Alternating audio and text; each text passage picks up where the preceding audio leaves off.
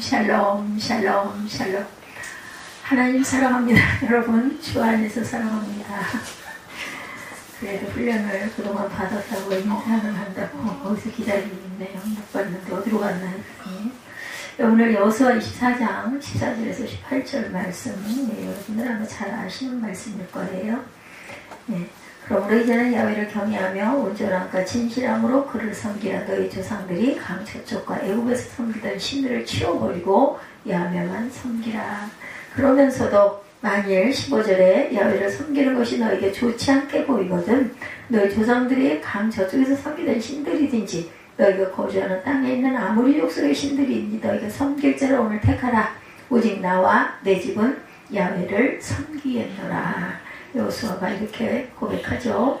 백성이 대답하여 이르되 우리가 결단코 야훼를 버리고 다른 신들을 섬기기를 하지 아니하오리니 이는 우리 하나님 여호와께서 친히 우리와 우리 조상들을 인도하여 애굽 땅 종되었던 집에서 올라오게 하시고 우리 목전에서 그 큰 이적들을 행하시고 우리가 행한 모든 길과 우리가 지나온 모든 백성들 중에서 우리를 보호하셨음이며 야훼께서 또 모든 백성들과 이 땅에 거주하던 아모리 족속을 우리 앞에서 쫓아내셨습니다.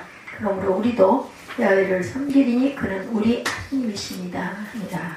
이런 고백. 제가 아까 그 학교에 두었던 피통 찾았다라는 그 얘기를 기뻐하는 그 환호성을 듣고 함께 기뻐하고 구하면 믿고 구한 것은 주신다라고 얘기를 하면서 찬양을 하면서 마음에 감동이 온 것이 있었어요.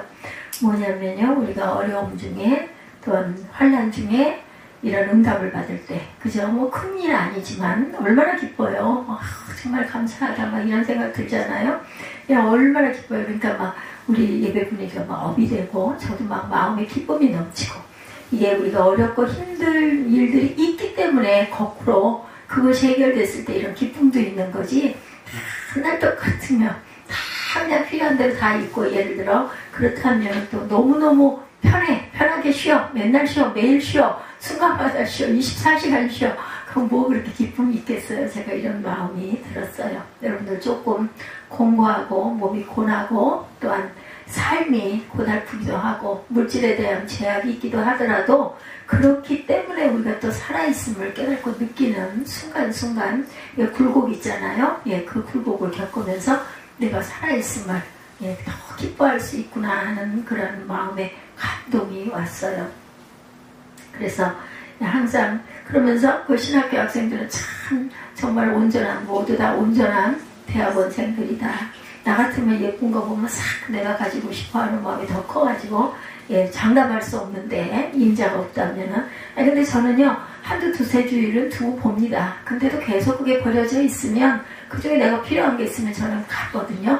우리 특히 수영복이 보면 바구니가 하나 있어요. 거기에 이렇게 그 주인 없는 거 항상 챙겨두죠. 제가 나와가지고 보면 거기 이렇게 수영복들 입고 하는데 그냥 놓고 가신 거예요. 그러면 다 챙길 때까지도 안 나오면 전 바구니에다 잘 넣어요. 물이 질질 흐르는 걸 놔둔 거는 또 탈수도 해서 놔두는데 여러 주일 저 임자 갖고 안 가져가. 그래서 조그마한 요즘 날도 제가 덕을 하나 봤는데 놔두는데 아들아이가 목욕을 하러 간다고 했는데 그만 목욕 주머니를 차 뒷자리에 놔둔 게 어저께 조금 짐들을 정리해서 끌어다 놨거든요. 좀 차를 정리할 필요가 좀 있어가지고. 그런데 거기에 아마 같이 얹혀서 온 것 같아. 씻으러 가는데 없어. 있어야 들어가서 씻을 텐데 어떻게 내 걸 줬죠. 주고 나니까 나는 이제 타월이 없는 거야. 뭘로 이제 등을 좀 닦고 하려면 저는 긴 타월을 꼭 쓰는데. 그래가지고 어떻게 없으니 그래도 애를 줘보내면서 속으로 제가 엄마는 엄마네 하는 생각을 했어요. 나는 불편함에도 불구하고 애가 됐대요. 자기 그냥 대충 이렇게 하고 나올 거니까 그냥 들어가려한다고. 근데 샴푸하고 그 몸에 바르는 로션은 다행히 있어서 챙겨주면서 또 그 바디 샴푸도 있더라고요. 머리 샴푸도 있고. 근데 이제 이게 없는 거야. 그 수세미가 긴 수세미가 없는 거야. 그러니까 나는 늘 짜서 갖고 다니니까. 네가 갖고 가. 나는 또 있어. 있기는 뭘 있어. 하나도 없지. 다 갖다 집에 갖다 치웠기 때문에. 들어가서 그 바구니를 이렇게 뒤져보니까 있더라고요. 그 긴 게 아니라 동그란 거, 꽃 모양 만들어 놓은 거.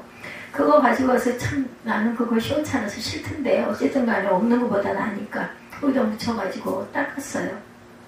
그래서 부모의 마음이란, 아버지의 마음이란, 주님의 마음이란, 우리가 이렇게 안타까워하다가 뭔가를 선물처럼 누군가의 손을 통해서 찾아줬을 때 우리가 기뻐하고 환호하고, 역시 우리가 기도하고 포기하지 않고 구하니까 하나님께서 이렇게 응답을 사람을 통해서 주셨구나. 그 학교 학생들은 정말 다 착한 학생들이다. 그런 마음이 제가 들었습니다. 여러분들, 우리 늘 샬롬 인사하잖아요. 뭐 보면 어느 교회들 그 인사하는 방법들이 참 많아요.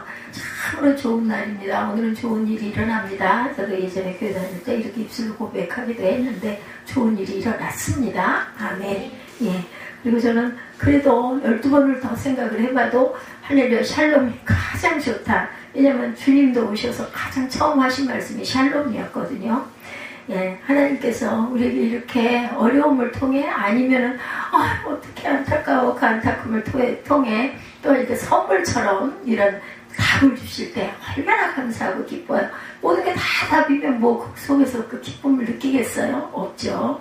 그래서 항상 우리가 예배를 통해서 하나님께서 우리에게 어떤 새 힘을 주시고 이런 일을 통해서 또 우리 마음에 용기도 주시고 담대함도 주시고 역시 여쭤보기 잘했어. 얼마나 고마워. 그분이 진짜 고맙지 않아요? 너무 고맙고 귀하게 여겨져서 막 기쁘지요. 그냥 막 뭐라도 드리고 싶고, 예, 크리스마스도 있고 하니 그분에게 뭐가 됐든 정말 의미 있게 좀 많은 선물이라도 하나 준비했다 드리면 그분도 또한 좋아하시고 기쁨은 배가가 됩니다. 그리고 서로 나누게 되고 그러죠. 24장 14절에서 18절 말씀, 우리가 항상 선택한 것은 결정을 잘해야 되고 결정한 것은 어떻게 끝까지 믿음으로 구할 줄 알고 포기하지 않는 저와 여러분들이 되시기 바랍니다.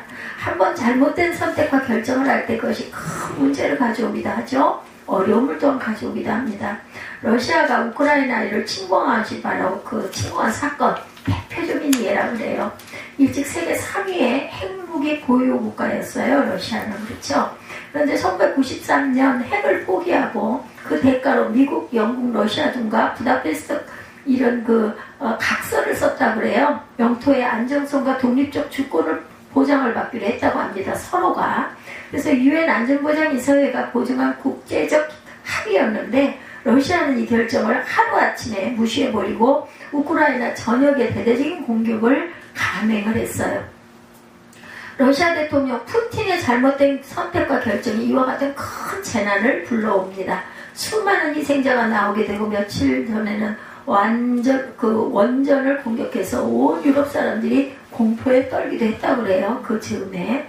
그 원전이 폭발하면 체르노빌 원전 폭발 때보다 6배에서 10배 가까운 재난이 임한다고 하는데 그 피해는 수백만이 될 것이라는 예상을 합니다. 한 사람의 잘못된 선택과 결정이 근데 뭐 대통령 혼자만 선택을 하지는 않지 않았을까 저는 생각이 드네요. 정치적인 건 잘 모르지만 이런 재난을 겪었다는 거죠. 이 나라의 지도자를 뽑는 것도 마찬가지, 우리나라도 마찬가지죠. 남의 일이 아니에요. 신중한 선택과 결정을 우리가 해야 합니다. 제가 차를 타고 이렇게 오다 보니까 뭐 뽑는 것 같은데요. 잘 모르겠는데 그 현수막이 걸려 있어요. 많은 숫자가 아니라 뭐 보고를 뽑는 건지 뭐 누구 몇 번 하면서 떠 있는 걸 보면서 정말 선택과 결정을 잘해야겠다. 우리 잘 몰라서 문제예요. 잘 알아야 되는데 그래서 관심도 조금 가질 필요도 있습니다. 우리가 이 나라의 지도자를 세울 때 기독교적 가치관이 부합되는 지도자인가 아닌가 이것도 한번 생각해 봐야 되죠. 하나님을 두려워하고 권력을 함부로 남용하지 않고 국민들을 정말 존중하고 겸손하게 섬길 수 있는 사람. 뭐 선거 운동할 때는 뭐 다 기가 막히잖아요. 근데 우리가 그걸 잘 분별하고 기도해야 할 줄 믿습니다. 진실되고 공의를 강물처럼 흘러내릴 수 있는 그런 지도자를 세워야 이 나라가 정말 견고하게 서게 되겠죠. 저와 여러분의 일생 동안 하나님이 기뻐하시는 올바른 선택과 결정을 하는 것을 통해서 하나님께 크게 영광 돌리는 주님의 귀한 일꾼들이 되시기를 바랍니다. 꼭 안 좋은 일, 힘든 일, 염려되는 일, 공고한 일들이 꼭 나쁜 일만은 아니라는 거, 거기에서 하나님께서 응답하시고 성취했을 때 우리 믿음이 볼수록 자라나죠. 그리고 너무 그 기쁨을 통해서 또 조금 나도 성장하고 단단해지기도 합니다. 그래서 꼭 그런 시험받는 일이고 나쁜 일만은 아니라는 것. 여호수아 23장 24장은 여호수아가 세상을 떠나기 전에 이스라엘 각 지파 지도자들을 불러 모아놓고 남긴 유언장이에요. 잘못된 선택과 결정이 어떻게 되는가, 그들에게 잘못된 선택과 결정을 하지 말 것을 권면하죠. 이것은 우상 숭배와 관계된 것이에요. 하나님께서는 일방적으로 이스라엘 백성을 사랑하셨어요. 뭐해서? 그냥 선택하신 거예요. 이스라엘 백성이 대단해서도 아니고 뛰어나서도 아니고 믿음이 강해서도 아니라 그냥 선택하신 거죠. 야곱과 에서 중에서 나는 야곱을 선택하셨다인 거예요. 에브라임과 므낫세 중에서 나는 장자인 므낫세가 아닌 에브라임을 내가 차자를 선택했다. 야곱이 이렇게 선택을 한 거예요. 특별해서가 아니라. 그들이 그렇게 사랑받을 만한 어떤 조건과 자격이 있는 것도 아닌데 그냥 그들을 선택하신 거예요. 신명기 7장 7, 8절에서 설명하죠. 여호와께서 너희를 기뻐하시고 너희를 택하심은 너희가 다른 민족보다 수요가 많기 때문이 아니니라. 너희는 오히려 모든 민족 중에 가장 적으니라. 여호와께서 다만 너희를 사랑하심으로 말미암아 또는 너희의 조상들에게 하신 맹세를 지키려 하심으로 말미암아 자기의 권능의 손으로 너희를 인도하여 내시되 너희를 그 종되었던 집에서 애국왕 바로의 손에서 속량하셨나니 이렇게 증거하고 있습니다. 하나님이 일방적으로 택하고 그들을 사랑하여 주셔서 하나님의 백성으로 삼으신 거예요. 그리고 그들을 하나님의 백성으로 삼으신 다음 우상 숭배를 금하시는 내용이죠. 우상 숭배를 하나님이 가장 미워하시는 것이어서 10계명의 두 번째 계명으로 그들에게 명령하죠. 출애굽기 20장 4절 5절입니다. 너를 위하여 새긴 우상을 만들지 말고 또 위로 하늘에 있는 것이나 아래로 땅에 있는 것이나 땅 아래 물속에 있는 것에 어떤 형상도 만들지 말며 그것들에게 절하지 말며 그것들을 섬기지 말라. 나 내 하나님 야훼는 질투하는 하나님인즉 나를 미워하는 자의 죄를 갚되 아버지로부터 아들에게로 3, 4대까지 이르게 하리라. 이렇게 말씀하세요. 그렇기 때문에 어떤 우상도 여러분 마음 안에 두시지 마시기 바랍니다. 우상 숭배는 하나님이 기뻐하시지 않는 것이고 하나님이 금하신 거예요. 우리가 살아가면서 삶 속에서도 우상을 형상을 만들어 놓는다는 게 아니라 뭔가 하나님보다 우선 앞에다 두는 거 우상이죠. 우상 숭배를 할 경우 하나님의 형벌이 따르게 된다. 23장 16절이에요. 여호수아 만일 너희가 너희 하나님 야훼께서 명령하신 언약을 범하고 가서 다른 신들을 섬겨 그들에게 절하면 야훼의 진노가 너에게 미치리니 너에게 주신 아름다운 땅에서 너희가 속히 멸망하리라 하니라. 이렇게 말씀하세요. 그럼에도 불구하고 그들은 가나안 땅에 들어가자마자 우상을 섬기죠. 그래서 하나님의 심판을 받게 됩니다. 사사시대 400년은 여호수아가 이끈 이스라엘 백성이 가나안 땅을 점령하는 이야기를 기록하고 있어요. 400여 년 동안 약속의 땅을 다 점령하지 못한 것은 그들이 계속해서 우상을 숭배하고 잘못된 길로 갔기 때문이다. 여기 불 켜야 되겠네요. 어둡게 나오겠네요. 사이드 불을 제가 아까 얼굴이 뜨거워서 껐는데 끈 채로 그냥 있네요. 그래서 그들을 쳐서 그들에게 형벌을 내리면 그들이 회개하고 안 그러겠다고 그러고 또한 사사를 또 세워서 구원해 주시면 또다시 우상숭배. 이게 12번이나 반복이 된 거예요. 그래서 사사가 12이 생긴 거죠. 또 하나님의 사사를 보내주시면 또 우상숭배를 하고 이게 계속 반복된 게 400년 역사 안에 일어난 일들입니다. 사사기 2장 13절에서 15절은 이와 같이 설명하죠. 곧 그들이 야훼를 버리고 바알과 아스타롯을 섬겼으므로 야훼께서 이스라엘에게 진노하사 노력하는 자의 손에 넘겨주사 그들이 노력을 당하게 하시며 또 주위에 있는 모든 대적의 손에 팔아 넘기심에 그들이 다시는 대적을 당하지 못하였으며 그들이 어디로 가든지 야훼 손이 그들에게 재앙을 이르시니 곧 야훼께서 말씀하신 것과 같고 야훼께서 그들에게 맹세하신 것과 같아서 그들의 괴로움이 심하였더라. 하나님이 보살피시지 않으시다 보니 괴로움이 심해지죠. 아이고 죽겠어. 그러면 또 어떻게 해요? 잘못했습니다. 제가 야훼만 섬기겠습니다. 절대로 안 그러겠습니다. 하나님 굽어 살펴 주옵소서 하다 보면 하나님께서 마음이 괴로우셔가지고 걱정이 되셔서 또다시 사사를 보내시고 이렇게 반복이 된 거예요. 잘못된 선택과 결정을 했기 때문에 심판을 받는 것이라는 거. 우리가 이 세상 살아가면서 이스라엘 백성처럼 잘못된 선택과 결정을 하지 않기를 주님의 이름으로 축복합니다. 우리가 섬기고 있는 우상은 과연 무엇인지 우리도 알게 모르게 많은 우상을 섬기고 있는 것이죠. 많은 사람들이 물질의 우상을 섬깁니다. 뭐니 해도 뭐 뭐니가 최고다 이런 얘기 한참 돌았었죠. 네, 말도 참 잘 만들어요. 보면 듣다 보면 오 맞아.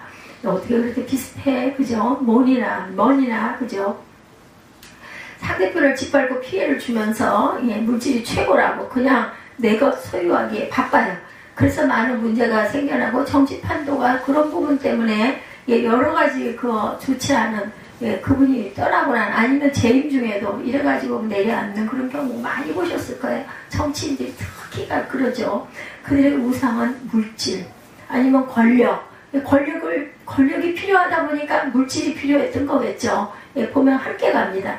권력의 우상을 섬기는 많은 사람들이 있죠. 권력자 주변에 우르르 따라갔다가 나중에 권력자가 자리에서 내려온 다음 같이 감옥에 가고 하는 역사 지금도 일어나고 있어요. 보면 사람을 따라가고 물질을 따라가고 권력을 따라가는 이 모든 것이 우상 숭배라는 거죠. 우리가 얘기하는 그 우상 숭배는 뭔가 무슨 다른 신을 꼭 섬기는 것이 아니라 우리가 가장 필요한 거, 가장 너무 좋아하는 거, 하나님보다 더 크게 보이는 그런 것들이 전부 우상입니다. 내 마음에 교만의 우상이 있습니다. 내가 늘 최고였으면 좋겠고 최고이기를 원하고 최고가 되기 위해서 별짓을 다 하죠. 남을 무시하고 남에게 함부로 대하고 하는 것은 교만하기 때문에 그래 최고의 자리에 올라갈수록 주변에 별 볼 일 없어 보이는 사람들 막 무시하죠. 함부로 굴죠. 이것도 정말로 악이죠. 그 교만. 이 교만, 이 병을 이거 없애야 돼. 근데 우리 인간에게는 그런 게 누구에게나 조금씩 다 있어요. 나를 좀 막 의시되고 싶고 드러내고 싶고 자랑하고 싶고 이거. 그뿐만 하나님의 능력이 많으시기 때문에 우리도 하나님을 닮은 자녀이기 때문에 그런 속성이 또 있는 게 아닌가 이런 생각도 합니다.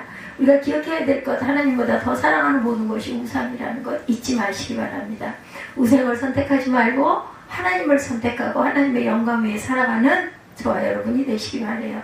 두 번째, 올바른 선택과 결정 어떤 것들이 있을까? 주님 앞에 올바른 선택과 결정을 해야 될 때가 너무너무 많아요. 삶 속에서 크게 작게.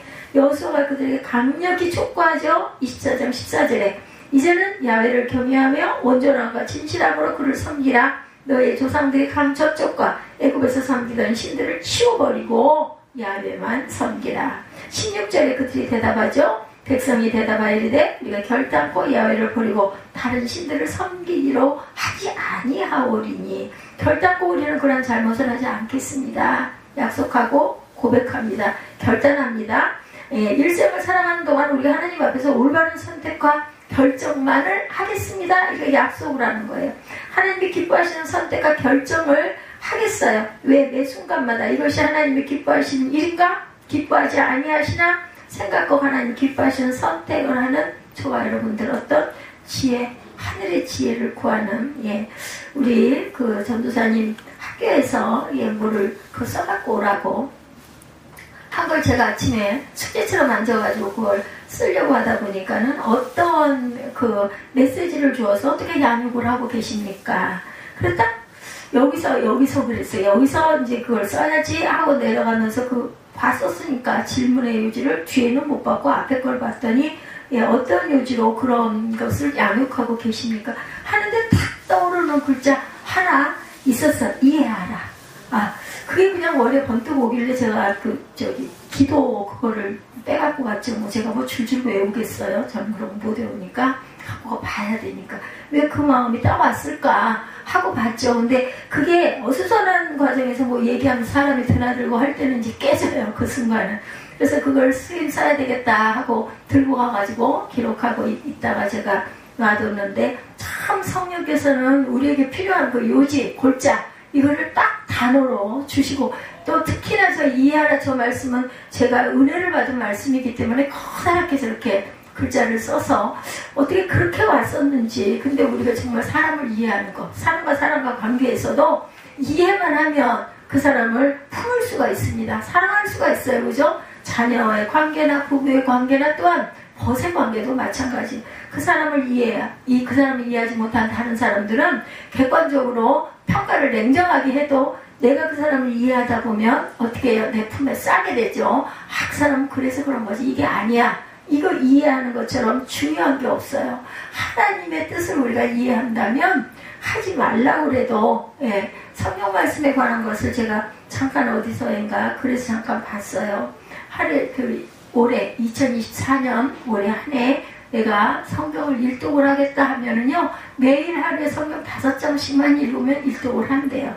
생각해보면 뭐 성경 5장 왜 못 읽겠어요? 그 시간 낼 수 있죠. 10분이면 한 15분이면 되는 거 하는데 결심을 해. 그래서 조금 가다 보면은 무슨 일이 생기거나 아니면 깜빡 잊어버리거나, 그래서 하루 이틀 빠지다 보면 지키지를 못하죠. 그래서 어떻게 해요?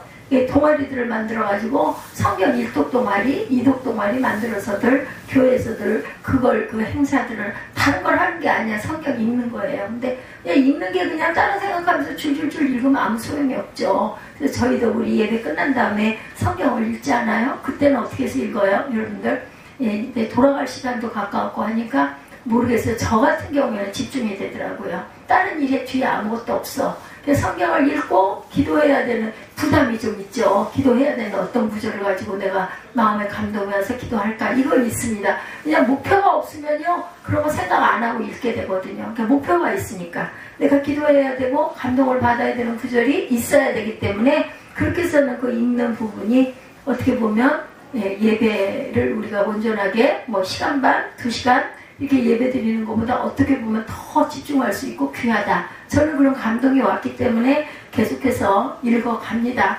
하다못해 하루에 5장 못 읽더라도 예배 때만이라도 우리가 그 말씀 은혜 받은 그 구절, 그 장이라도 열심히 읽고 우리 입술로 고백하십시다 하는 뜻을 가지고 하고 있죠.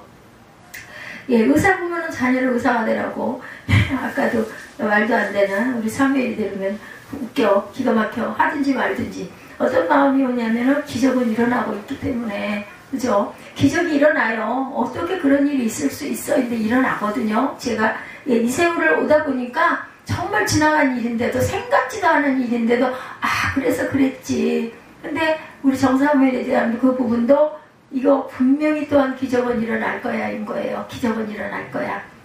그런 마음이 아까 오더라고요. 그래서 마음속으로 사무엘아 너 신대 갈래? 하고 하면 얼마나 기절을 할까? 혼자 웃었어요. 혼자 웃으면서도 사람이 못하는 거 말도 안 되잖아요. 말도 안 되는데 그 일은 꼭 반드시 일어난다. 근데 왜 제 마음에 그런 마음이 왔는지 몰라요.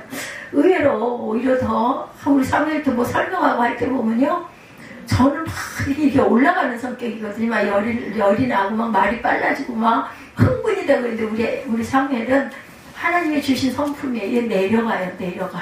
뭔가를 이렇게 하려고 하면은요, 아주 조용해지고 말도 더 추근추근하게 하고 설명을 하고 하는 걸 보면은 기질이 있습니다. 그런 마음이 들더라고요. 그래서 하나님이 하시는 일이기 때문에 저보고 다른 사람이 다 목사가 돼도 누구는 안 될 거야 라고 했던 본인이 제가 이렇게 끈질기게 끊임없이 그죠? 뭐 한다고 몸이 이 지경이 됐으면서도, 근데요 예배를 드리고 나면 저는 기쁘니까 예배 드리는 순간은 몸이 정말 많이 불편하거든요. 지금도 막 이 등 쪽, 이 옆구리 쪽 뭐라고 말을 할 수가 없을 정도로 결리고 아프고 무너져 내리는 것 같고 무겁고 아주 죽겠어. 이 허벅지가 그래서 제 허벅지가 좀 다른 사람보다 소년 때도 맨 위에 허벅지 부위가 이렇게 좀 보통 사람들 좀 넓었어요. 그래서 여기가 이렇게 든든하게 받치라고 허벅지가 제가 이렇게 넓은가 하는 생각이 들 정도로 불쌍해. 어떻게 보면 이 다리가 버티고 있는 게 아주 무릎 관절도 엄청나게 무게감을 느끼거든요. 그러면서도 설교하는 게 말씀을 제가 하면서 제가 듣잖아요. 제 귀로 듣다 보니까 그렇게 마음에 감동이 와서 설교하고 나면 제가 달라져요. 설교하기 전에 막 이런저런 염려, 근심, 걱정 막 몰려오기도 하고 막 의기소침해지기도 하고 그냥 좀 허전해지기도 하고 그런 마음들이 왔다가도 그 사단이 자꾸 공격을 하죠. 그런 것들이 왔다가도 예배를 딱 드리고 나면 아무 상관없어, 아무 소용없어, 무슨 걱정할 일이 있어, 하나님 나를 아시는데 막 이런 마음 막 힘이 의기가 막 솟는 거예요. 저는 한 게 하나도 없어요. 아무리 생각을 해봐도 그냥 몸이 이렇게 됐든 말든 이거는 내 성격 때문에 이렇게 된 거고, 제가 하나님 앞에 온전히 순종해서 뭔가 이런 열매가 있어야 말이지 자녀들 외에는 없는 것 같아요. 그럼에도 불구하고 하나님이 나를 알고 계신다라는 그 믿음과 마음. 왜냐하면 원하는 것들을 하나님이 이루어 주시니까. 그러니까 하나님이 꼭 내 편이신 것 같다. 내 편이시다. 이런 마음이 너무 들고, 뭐 겁날 게 뭐 있어. 내가 갈 날을 몰라. 진짜 항상 생각해. 2024년이 열렸네. 2023년 내가 살아있으려나? 12월달? 내 12월달 한 달 잘 보낼까? 늘 이랬거든요. 2024년이 열렸어. 2024년도 내가 잘 갈까? 근데 우리 아들 말마다 나는 엄마가 없으면 나는 못 살아. 죽어. 요즘에 그런 얘기를 많이 해요. 뭐 진심이겠어요? 하는 얘기고 위로이겠지만 어떤 면으로 보면 아직 자립이 안 돼 있으니까 하나님이 그래서 저를 아직 사무엘이 온전한 발을 딱 디딜 수 있는 그런 디딤돌이 완전히 마련이 되고 나면 내 사명이 끝나는 걸까? 너 자녀 양육하는데 어떻게 양육하느냐 하면은 하나가 기도해서 아들을 갖다 성전에 드린 것처럼 네가 친히 예배하고 그렇게 가다가 아들아이가 제자리를 딱 디딜 수 있는 그 시점까지 너는 있어야 할 것이다. 이런 사명이 내게 있는 걸까요? 하고 저는 가끔가다 물음표를 찍습니다. 그래서 어떤 원우 이야기가 지금도 생각이 나요. 이한나 원우인지 알겠다. 제가 엄청 지금은 아니지만 그때는 엄청 제 나이보다 훨씬 나이가 어려 보였잖아요. 나중에도 그 주민등록 보고 알고는 너무너무 놀랐던 사건이 있었는데 알겠어 아들을 늦게 둔 이유가 엄청 이한나하고 장수하려고 그래서 늦게 아들을 둔 거야. 이런 얘기했던 그 원우 생각이 나요. 그분도 지금 목사님이 되셔가지고 아마 하나님을 잘 섬기고 계실 거예요. 그분도.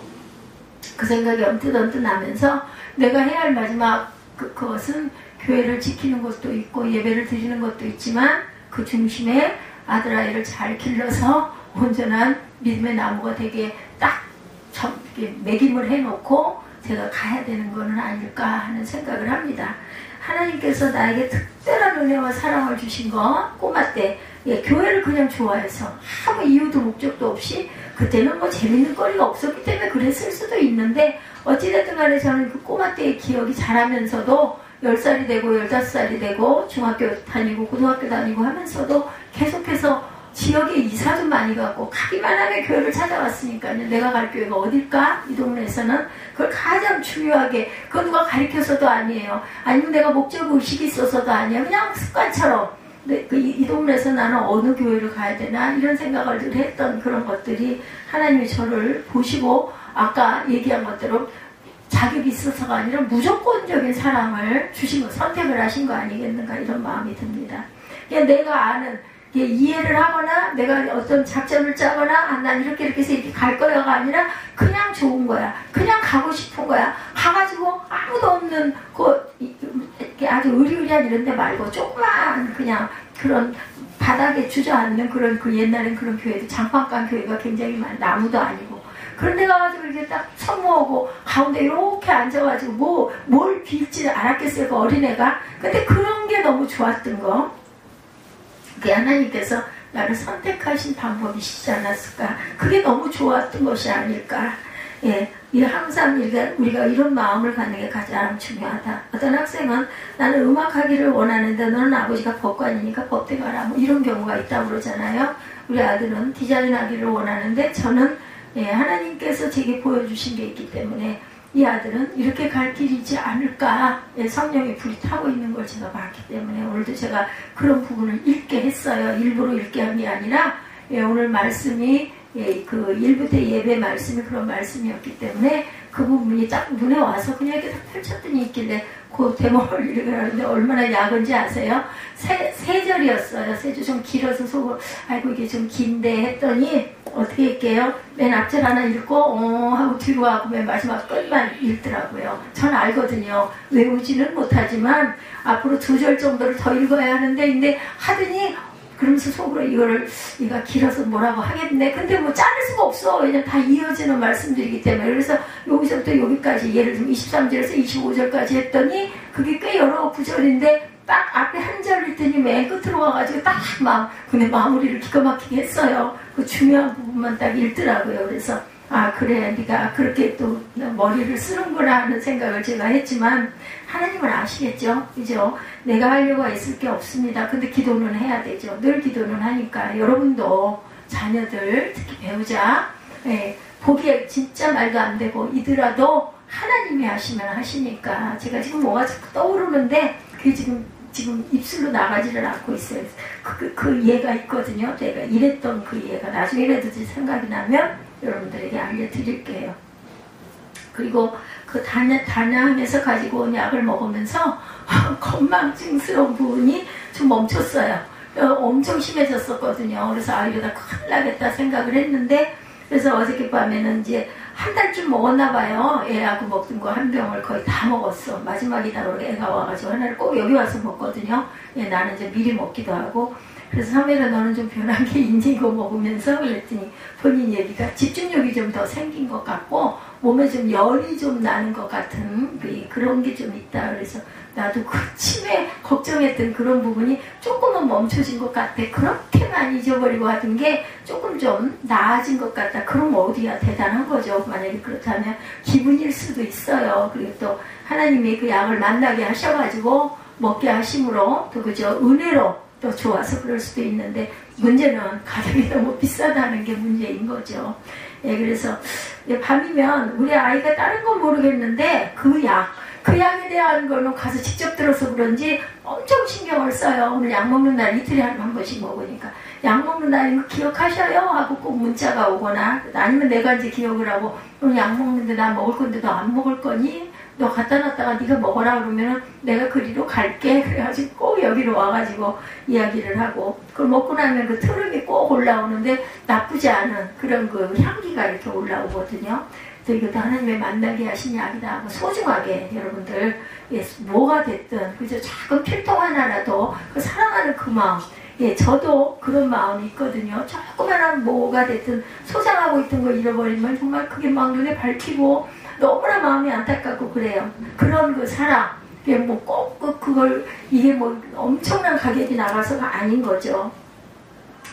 그리고 크리스마스 꽃 생각도 언뜻 아까 났어요. 그러니까 꼭 그렇게 크고 비싼 거 아니어도 또 조그만한 작은 그 크리스마스 꽃들도 있거든요. 그거를 조랑조랑 2-3개씩 이렇게 놓는 것도 좋겠다 하는 마음이 아까 잠깐 들었습니다. 거기서 이렇게 걸어오는데 왜냐면 여러분들 기억하시죠? 교회 여기 처음에 만들 때 여기 말씀이나 색상이나 의자 색깔이나 놓는 자리나 조금 놓는 자리가 바뀐 것들도 있지만 이런 것들이 보여주셔서 옆 밖에 벽도 그렇고 보여주셔서 그대로 했던 것들이 너무나 많아가지고 하나님께서 저에게 제가 집중할 때 이런 것들을 딱 보여주셔서 마음에 감동이 오게 해주시는 그런 은혜 이런 게 살아계신 하나님 우리가 느끼는 방법들이지 않겠나. 여러분도 구하세요. 구하시면 반드시 주십니다.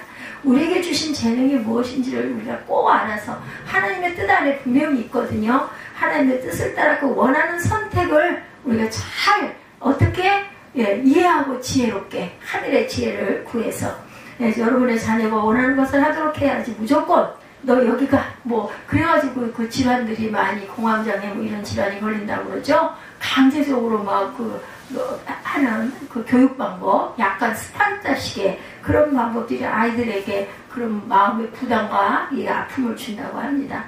넌 기도 많이 하고 하나님을 기뻐하시는 선택을 해라. 그렇게 권면하게 돼야 되겠죠. 기도해. 뭐 요즘에 우리 아이가 그 부정맥 부분 때문에 그런 얘기를 하고 또 그 디자인이 구상이 안 돼가지고 고민을 며칠을 했어요. 한 일주일 이상을.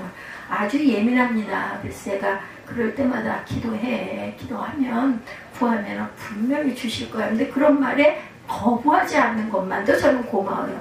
반대로 그런 게 없어 이런 말 안 해요. 그냥 가만히 있더라고요. 근데 뭔가 그래도 열려서 몇 개를 만들었다 하는 얘기를 제가 들었어요.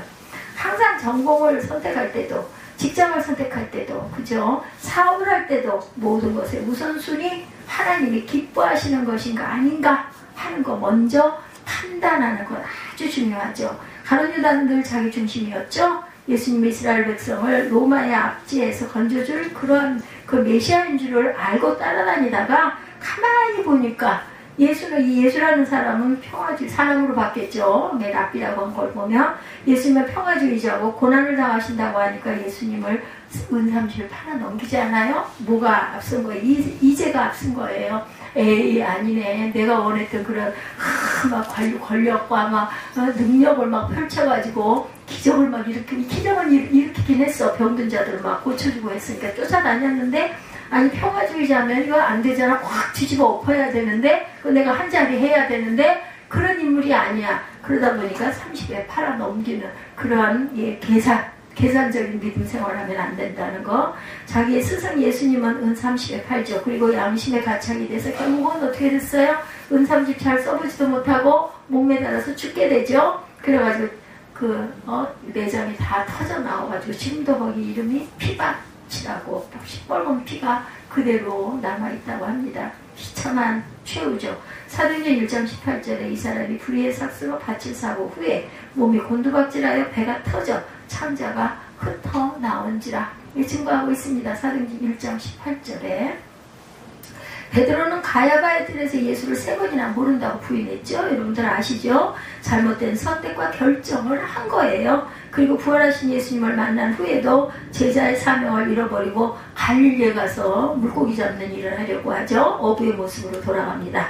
그러나 예수님은 그의 잘못된 선택과 결정에도 불구하고 끝까지 사랑하시죠. 끝까지 사랑하셔서 그가 고기 잡는 갈릴리에 친히 찾아오시죠. 예수님을 떠난 베드로가 그물을 던지고 또 던지고 또 던지고 밤새도록 물고기를 잡으려고 해도 고기를 못 잡죠.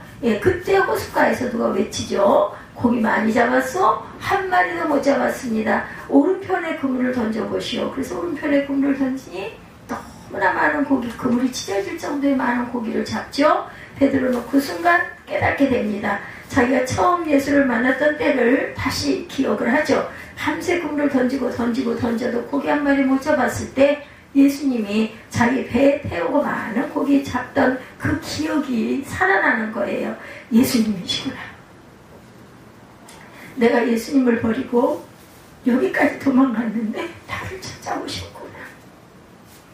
너무나 죄송하고 너무나 감격하고 너무나 반갑고 그죠? 그래서 그 자리에서 갈릴리 호수로 뛰어들어 헤엄쳐 예수님께 나아가는 그런 사건. 여러분들 모르시죠? 그 감동. 그래서 성령을 받으신 분들은 중간에 약간 해이해지고 조금 식어져도 결국은 하나님 앞에 머리를 숙이게 됩니다. 아주 중요하죠. 성령을 받는 것과 성령 받지 못하고 그냥 교회 나가는 게 좋으니까 내가 죽으면 또 어쩔지 모르니까 그냥 복음 든다 생각하고 그냥 교회 주일날 교회 가야지 이런 사람하고 성령의 은총 속에 들었던 사람은 이렇게 많이 달라요. 온몸이 물에서 물이 뚝뚝 떨어뜨리고 추위에 덜덜 떨면서도 예수 앞에 나갈 때 예수님의 베드로를 절대로 야단치지 않으셨죠. 환한 미소로 맞으시고 추위에 떨고 있는 그가 모닥불에서 몸을 녹게 해주시고 아침을 만들어서 제자들을 먹이시고 베드로에게 묻죠. 내가 나를 사랑하느냐. 그렇죠. 그들이 요한복음 21장 15절이에요. 그들이 두 번 먹은 후에 예수께서 시몬 베드로에게 이르시되 요한의 아들 시몬아 내가 이 사람들보다 나를 더 사랑하느냐 하시니 이르되 주님 그러하나이다. 내가 주님을 사랑하는 줄 주께서 아시나이다. 이르시되 내 어린 양을 먹이라 하시고. 저도 똑같은 이 말씀을 제가 들었어요. 2번, 3번을 어디죠? 저기 올라가는 데 있던 그 교회, 그 교회에서 이렇게 질문하시는 걸 대답을 하다가 3번째는 고개를 제가 숙였습니다. 두려운 마음이 들고 내 마음에 하나님을 내가 정말 사랑할까? 이만큼 사랑할까? 이런 마음 때문에 때때로 우리가 실수하고 넘어지고 잘못된 길로 새하늘교회죠. 갈 수 있어요. 그러나 주님이 그렇다고 우리를 절대로 버리지 않으신다라는 것. 우리를 찾아오셔서 우리의 주님 앞에 회개하고 돌이킬 기회를 열어주신다라는 것. 우리에게 물으시는 질문 딱 하나.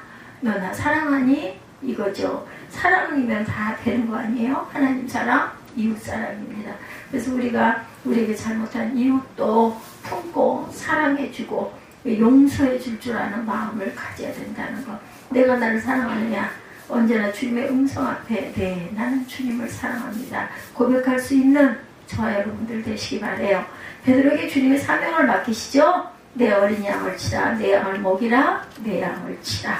주님이 맡기시는 양떼를 돌보는 사명을 그가 부여받고 그가 그 길로 예루살렘으로 내려가서 예수님의 승천하신 모습을 바라보고 열흘 동안 간절히 기도하다가 성령 충만을 받고 위대한 하나님의 사도로 변화가 됩니다. 우리가 주님 앞에 바로 서 있기만 하면 하나님 우리에게 기회를 이렇게 열어주시죠. 놀라운 은혜를 부어주시고 성령의 사람이 되어서 위대한 하나님의 역사를 만들어 갑니다. 누구처럼? 베드로처럼. 그 성령 충만 받고 나서 말씀을 전할 때 하루에 3,000명이 회개하고 주님께 돌아왔다고 그러죠. 사도행전 2장 41절이죠. 그 말을 받은 사람들은 침례를 받음에 이날의 신도의 수가 3,000이라 더하더라.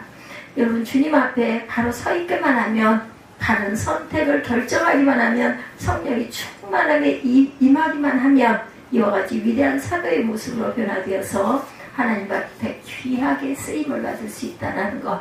우리 지금까지 살아온 삶도 아주 귀한 삶이지만 더 문제인 것은 지금부터 앞으로가 더 중요하죠. 앞으로 우리가 주님 보시기에 주님 기뻐하시고 소중하고 더 보람있고 더 아름다운 삶을 살아가기를 항상 주님 앞에 간구할 줄 아는 저와 여러분들이 되시기 바라요. 남은 여생 하나님의 영광을 위해 귀하게 아름답게 하나님의 위대한 일꾼으로 쓰임을 받고 살아가는 복된 삶들이 되시기 바랍니다. 세 번째로 온전한 섬김의 삶은 그럼 과연 어떤 삶일까? 남은 여생, 저와 여러분의 남은 여생에 주님 앞에서 온전한 섬김의 삶을 살아야 되겠다. 이스라엘 백성들이 여호수아 앞에서 여러 차례 그들이 하나님을 잘 섬기겠다 약속을 계속하고 또 깨고 계속하고 또 깨고 했죠. 오늘 보면 24장 16절입니다. 백성이 대답하여 이르되 우리가 결단코 여호와를 버리고 다른 신들을 섬기기를 하지 아니하오리니. 24절입니다. 백성이 여호수아에게 말하되 우리 하나님 야훼를 우리가 섬기고 그의 목소리로 우리가 청종하리이다 하는지라. 여호수아가 하나님 앞에 언약을 맺고 율례와 법도를 제정하죠. 25절입니다. 그날에 여호수아가 세겜에서 백성과 더불어 언약을 맺고 그들을 위하여 율례와 법도를 제정하였더라.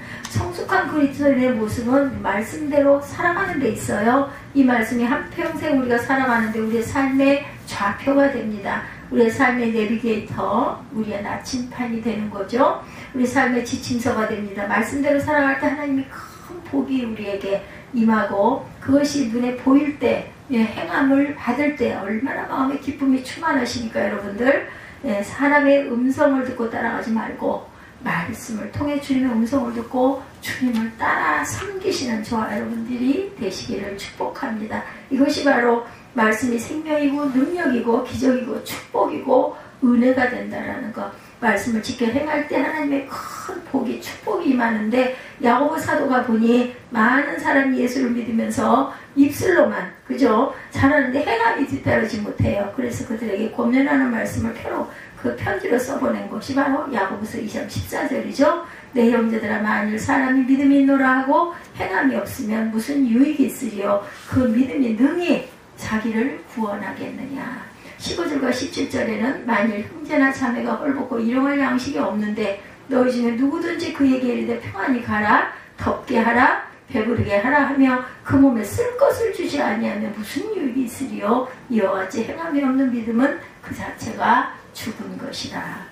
지금 먹을 것이 없어서 배고파서 굶주려 있는 사람에게 아이고 배고프시죠? 식당 가서 식사하세요. 이 말만 하는 건 아무 소용이 없다는 거예요. 이 사람이 지금 돈도 없고 집에 라면도 없고 쌀도 아무것도 없어서 굶고 있는데 그렇게 말을 하면 그것이 사랑이 아니죠. 오히려 조롱하는 거죠.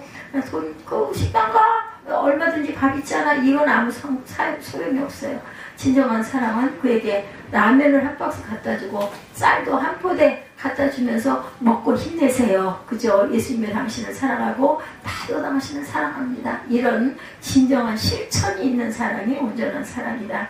추운 겨울에 외투가 없어 덜덜 떨고 있는 사람에게 추운데 뭐 두꺼운 털옷 좀 껴입으세요. 그건 사랑이 아니라는 거죠. 놀리는 것밖에 되지 않아요. 두꺼운 옷을 외투로 선물로 갖다 주면서 이거 입고 추운 겨울 잘 지내세요. 이게 사람이죠. 우리 예수 믿는 사람이 이제는 사랑을 실천해야 됩니다.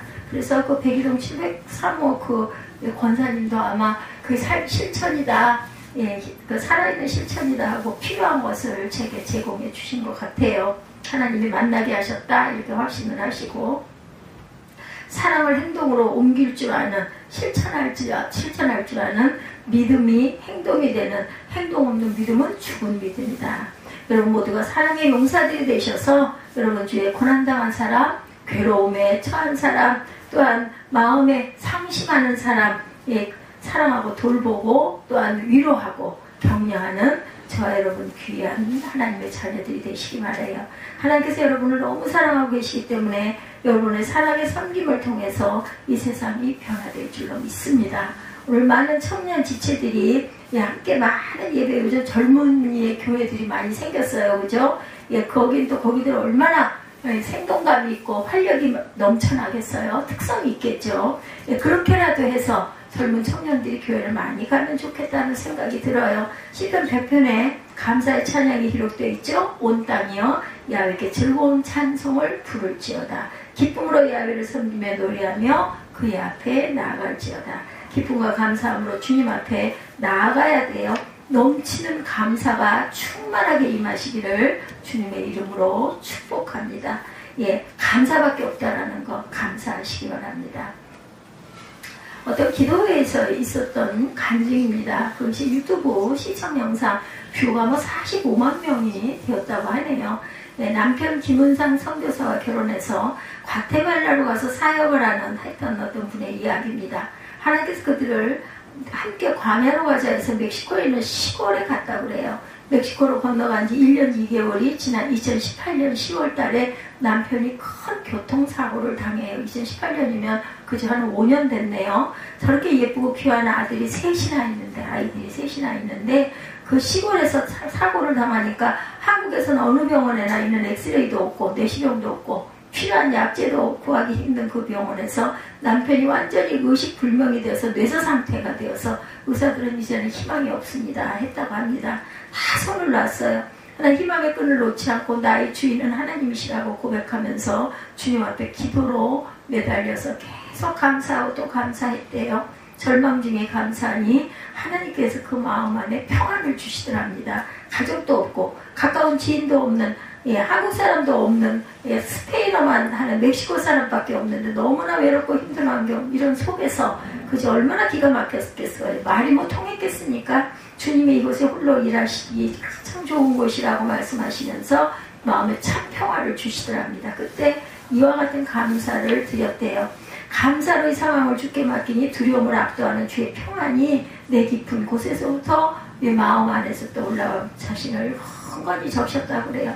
그래서 이 소식을 여러 사람들에게 알렸다고 합니다.